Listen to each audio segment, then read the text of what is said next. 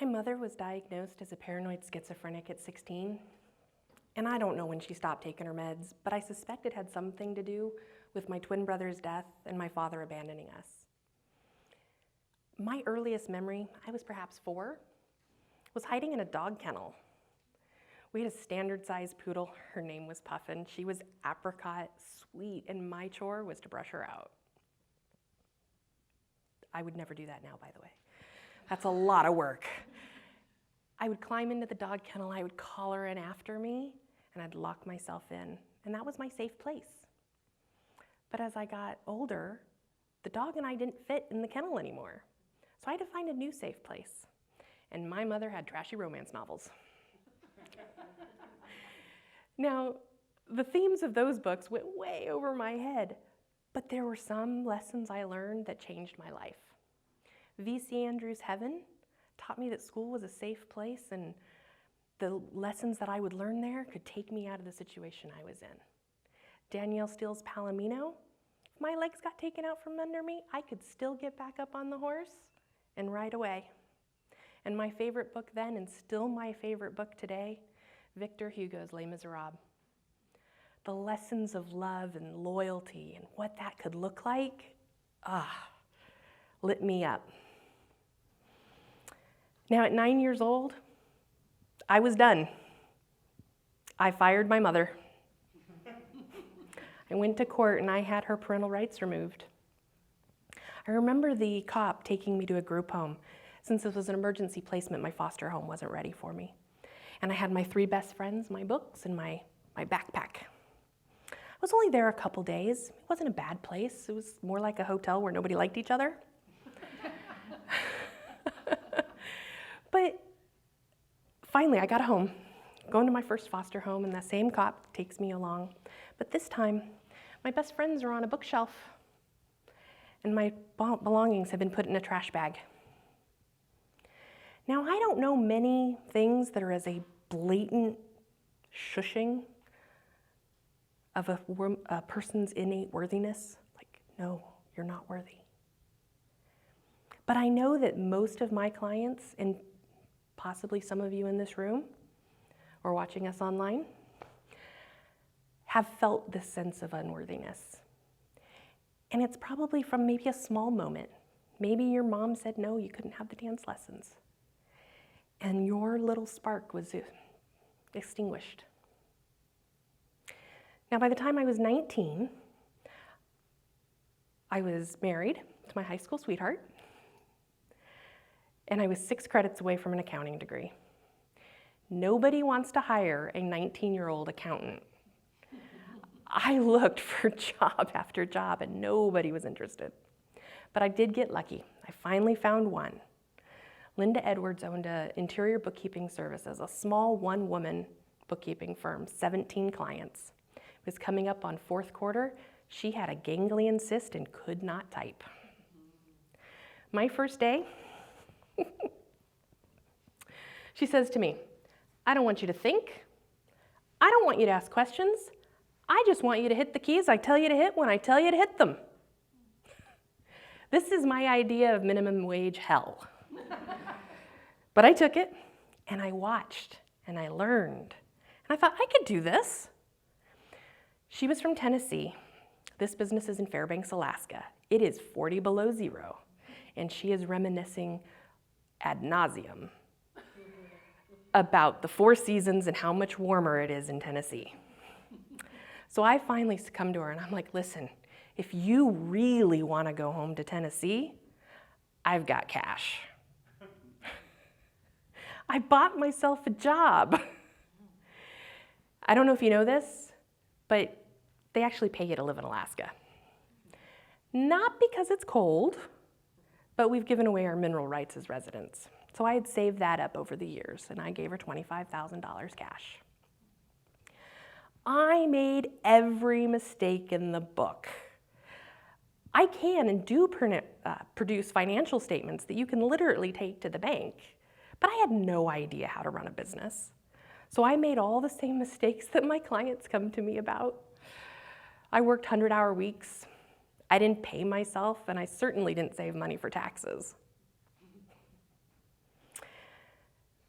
Michael Port, the author of Book Yourself Solid, says there's no such thing as a business problem. They're all personal problems in disguise. And I had the business that was equal to what I felt my worth was. And it sucked. I proceeded to ruin my health and my marriage. Barry is a good man. I divorced him. I saw the end coming, and one time we were fighting. And honestly, I don't know what the fight was about. It doesn't matter. And it was probably one we had had at least a dozen times. But we were both right, and neither one of us was giving in. And I got so pissed. I acted like a 5-year-old. Clenched my fists, and I stamped my foot, and I said, "That is not the way things work in Shayna's world." I have to laugh. And we did then. And for that moment, the fight was over. Now, I don't recommend acting like a 5-year-old to solve your problems. But in that moment, I did 2 things that we can all do. I acknowledged there was a problem, and I said no more. I drew the line in the sand, and I said, I am not available for this shit. Excuse me.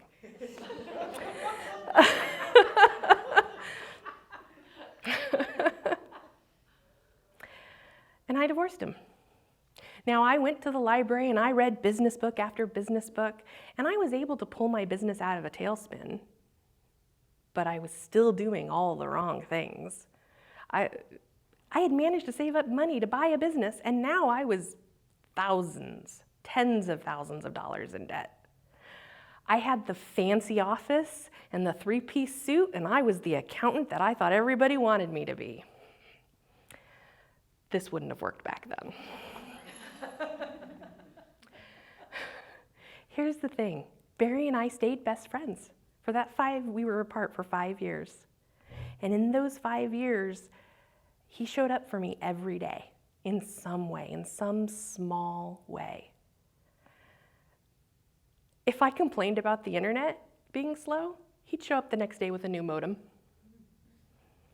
We actually left the courtroom when we got divorced, and he came back and built furniture for my office. It was not acrimonious. He didn't do anything wrong. But for 5 years, I had a litany of reasons it was all his fault. But I woke up one morning, and it was an epiphany. I realized it wasn't. I had the marriage that I thought I deserved, that I felt worthy of. And in that split second, I saw mirror after mirror after mirror of myself being reflected through his eyes. There's a great book, Perks of Being a Wallflower by Stephen Chbosky. They even made it into a decent Hollywood movie. I'm sorry, you can't judge a book by its movie. Great book. In it, the main character has a crush on a girl who's got the bad boy boyfriend. And he goes to his favorite teacher, and he's like, why? Why do the girls go for the bad boys? And he said something really profound. We accept the love we think we deserve. Now, if you replace that word love with any other noun, it holds true. We accept the marriage we think we deserve. We accept the relationship, the business, the prosperity, the joy, the friendships that we think we deserve. Now, when I had those moments of seeing that mirror, seeing me reflected through Barry's eyes, a spark was ignited, and it was my job to fan the flames. So I collected evidence. What else says that I'm worthy? Now, Barry can't give me my worth. Nobody can give you your worth.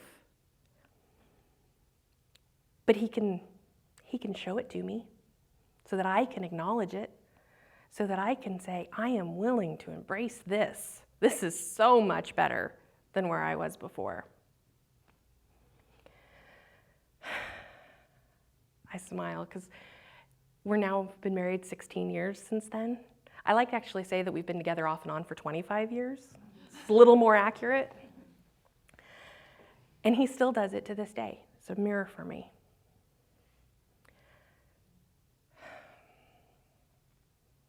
collect the evidence all around you. If you're a business owner and a client writes a check and pays you for your services, that's just evidence that you did a damn good job and you're worthy of that money. My business owners that I work with come to me and they're scared. They don't know how they're going to pay their bills, or they don't know what to charge. And I find it's this worthless wound. And I know it well. But let's deconstruct worthlessness for just a second. Worthless. Worth?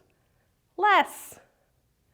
If you're a business owner and you feel worthless, you're not going to know how to charge because you're not going to think you're worthy of whatever energetic exchange of cash that you're asking for. Or if you get through that part of that problem, then you do what I did. You make good money, but you can't keep it. You put it off on all the wrong things. I would like you to play a game with me. I want to be a mirror. So if you could close your eyes for just a second. I want you to think of somebody who's loved you well. Maybe it's a sibling that you hid under the covers with during a storm. Maybe it's a friend who likes to go shopping with you and tells you how beautiful you are. Maybe it's a loved one who's held you when you're sick or sad. Maybe it's somebody who said, hey, meet Barbara. You need more Barbara in your life. And just for a split second, try and see yourself through their eyes. See the magnificence and the love they hold for you. See the beautiful light they see in your soul. Open your eyes for me. If there was any part of you that resisted that little exercise, then look at me. Because I am standing here in unshakable faith that you are worthy. That you are a fucking gift to this world. And that nothing, you were born worthy, you will die worthy, and nothing in between can take that from you. The fire can be turned down. It can be extinguished. But it can never be taken from you. So when you leave here today, 24 hours, maybe give it the weekend, collect your own evidence. When somebody walks in, when you walk into the room and somebody lights up because of it, collect that evidence. When a friend calls you and asks for your advice, collect that evidence. When a client pays your bill, thanks you for all your hard work, and tells you you've changed their life, collect the evidence. Because I guarantee you, you are worthy. Thank you.